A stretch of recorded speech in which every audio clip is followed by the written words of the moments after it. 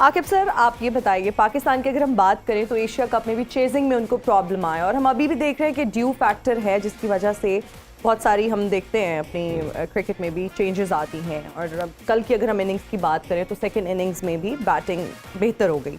आप क्या समझते हैं कि अगर पाकिस्तान ये टॉस जीते तो उनको पहले बैटिंग करनी चाहिए, बॉलिंग करनी चाहिए, keeping this thing in mind कि ड्यू फैक्टर तो है? $1 मिलियन क्वेश्चन, किसी को नहीं पता क्या करना है। नहीं, बड़ा आसान है। देखिए, आप एक पिच देखते हैं जी, फिर आप देखते हैं कि ड्यू फैक्टर आएगा। और हमने ये भी देखा कि अगर आप पहले बॉलिंग करते हैं तो आपका शुरू में 4-5 ओवर जो है थोड़ा सीम भी होता है और फिर स्पिनर्स को ग्रिप मिलती है। तो इससे आइडियल तो कोई नहीं है किसी बॉलर को, अगर आप पानी में बॉल करो एक ड्राई पिच में करो। आपने देखना है कि आपके बॉलर्स कहाँ बेस्ट अपना कर सकते हैं। ठीक है, तो आपने पहले तो करनी है बॉलिंग। ये याद भी कराना पड़ेगा और उसके बाद चेजिंग, आप जो कहते हैं ना कि प्रॉब्लम आनी, जब आप एक इंडिया जैसी टीम एशिया कप में 358 रन्स वो कर जाती है जी, और फिर आप उसको चेज करने जाते हैं, that is entirely different story.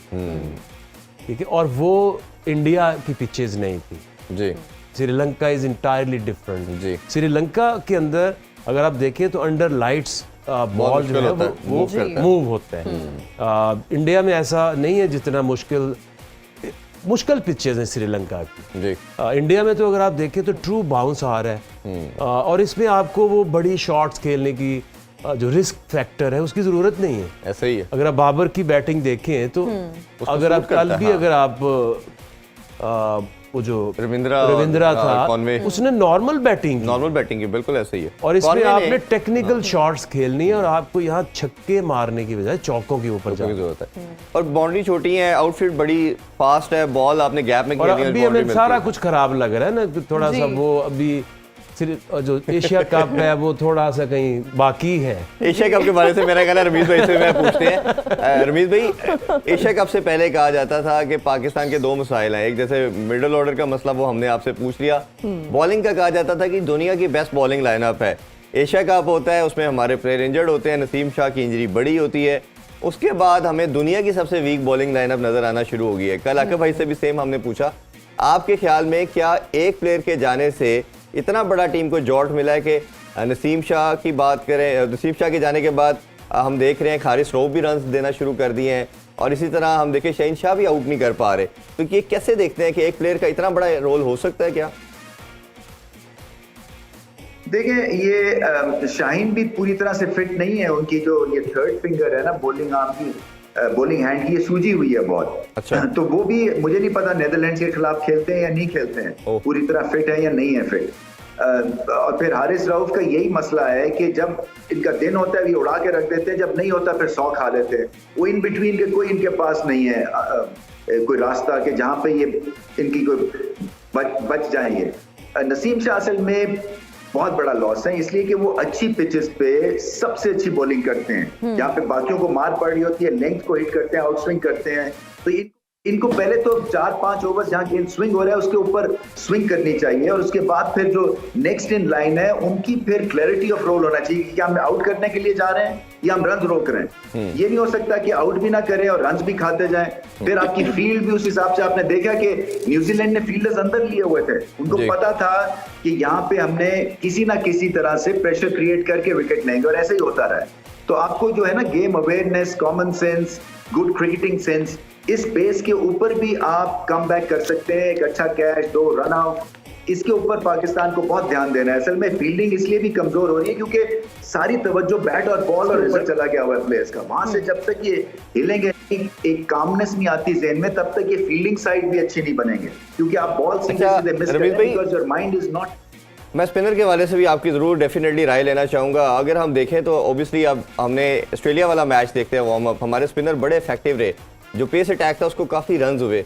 तो आपके ख्याल में एक कम्बिनेशन एक तो क्या होना चाहिए, 3 पेसर 2 स्पिनर वाला, या हम फॉरेन साइड जिसमें इंग्लैंड है, ऑस्ट्रेलिया है, साउथ अफ्रीका है, न्यूजीलैंड या नीदरलैंड की भी बात कर सकते हैं, हम 3 स्पिनर के साथ और 2 पेस अटैक के साथ जा सकते हैं? इस हवाले से आपकी क्या ओपिनियन है? देखिए पहले तो इरफान स्ट्रैटेजी ठीक करनी है। जो तेज बॉलर है ना, ऐसी टीम जैसे नेदरलैंड्स की आती है, चाहे जैसी मर्जी ये पिच है, बाउंसर जरूर रखें उनको एहसास होता रहे क्योंकि 150 किलोमीटर का बॉलर बॉल कर रहा है। तो इन पे जो अटैकिंग आपकी लेंथ है ना, उसमें बाउंसर को भी शामिल करें आप, क्योंकि इतनी स्पीड पे इन बल्लेबाजों से ऐसे हुक पुल नहीं मत करेंगे जैसे कि टॉप की 2-3 टीम्स करती हैं। दूसरा, लेग स्पिनर खिलाएं। मैं तो कहता हूँ 2 लेग स्पिनर्स के साथ जाएं आप, ओसामा को खिलाएं, ये लेग स्पिन के अगेंस्ट फंसेंगे। और इनके पास बहुत ज्यादा राइट हैंडर्स है, एक लेफ्ट हैंडर है, बाकी सारे दाएं हाथ के बल्लेबाज हैं। सो उस पे भी एडवांटेज होगा।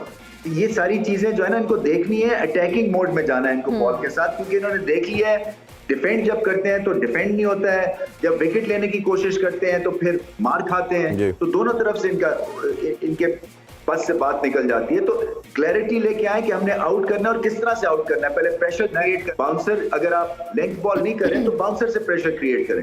2 बाउंसर रखें, 3 शॉर्ट पिच बॉल रखें, देखिए क्या ये आगे से आपको रिजल्ट मिलता है। मुझे ऐसा लगता है कि बाउंसर जो स्ट्रेटजी है ना, वो ठीक काम आएगी। बिल्कुल सही कह रहे हैं रमीज सर आप। आकिब सर से भी मैं यही सवाल जानना चाहूंगी, आप क्या समझते हैं कॉम्बिनेशन क्या होना चाहिए? क्योंकि अगर हम फॉरेन टीम्स की बात करें तो पेसर्स पर फंसती हैं।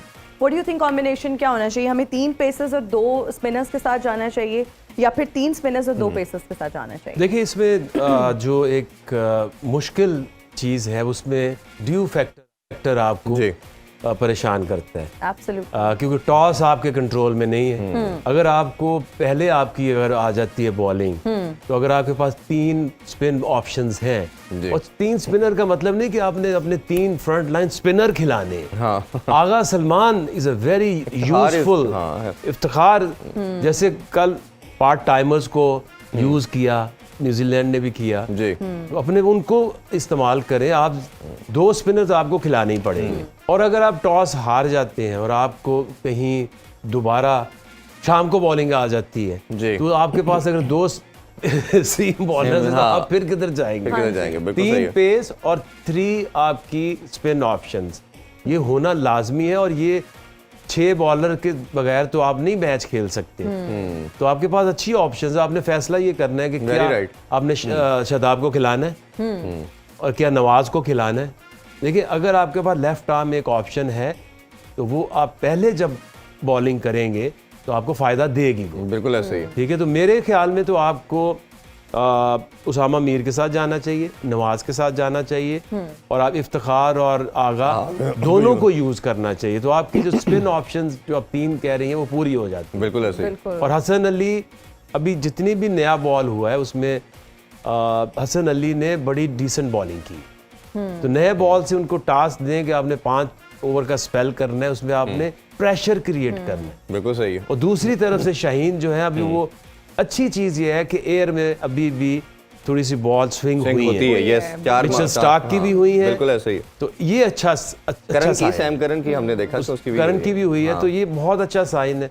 ऊपर से शाहीन और हसन अली प्रेशर क्रिएट करेंगे, विकेटें मिलेंगी, फिर आके हारिस के साथ फिर आप एक अच्छे स्पिनर को एक कॉम्बिनेशन बनेगा, पार्टनरशिप लगेगी तो आप विकेटें लेंगे और अंडर प्रेशर करेंगे। और मेरा ख्याल है जो हमारा मसला मिडल में विकेट्स ना लेने का है उसको भी रिजॉल्व करना है। खेलों से रिलेटेड तमाम अहम खबरें और अपडेट जानने के लिए सुनो न्यूज़ के यूट्यूब चैनल को भी सब्सक्राइब करें और बेल आइकन को क्लिक करना मत भूलिएगा।